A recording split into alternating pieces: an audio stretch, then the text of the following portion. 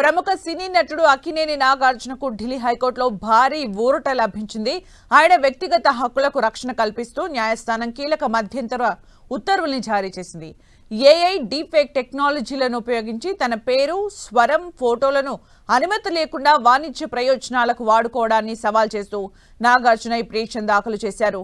నాగార్జున నుంచి ముందస్తు అనుమతి పొందకుండా ఆయన పేరును గాని స్వరాన్ని గాని ఎలాంటి వాణిజ్య ప్రకటనల కోసం ఉపయోగించరాదని కోర్టు స్పష్టం చేసింది.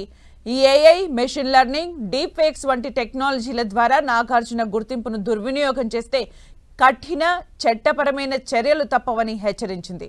నాగార్జున వ్యక్తిగత హక్కులకు భంగం కలగకుండా చూసేందుకు ఈ మధ్యంతర ఉత్తర్వులను జారీ చేసింది. విచారణ సందర్భంగా నాగార్జున తరపున సీనియర్ న్యాయవాదులు ప్రవీణ్ ఆనంద్, వైభవ్ గాగ్గర్, వైశాలి మిత్తల్ వాదనలు వినిపించారు. 95 చిత్రాల్లో నటించి 2 జాతీయ పురస్కారాలు అందుకున్న నాగార్జునకు సోషల్ మీడియాలో భారీగా అభిమానులు ఉన్నారని వారు కోర్టు దృష్టికి తీసుకెళ్లారు.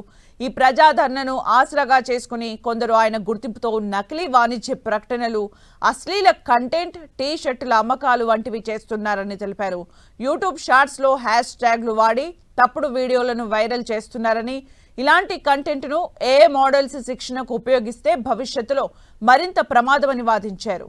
న్యాయవాదుల వాదనలతో ఏకీభవించిన ధర్మాసనం నాగార్జున వ్యక్తిగత హక్కులకు భంగం కలగకుండా చూసేందుకు ఈ మధ్యంతర ఉత్తర్వుల్ని జారీ చేసింది.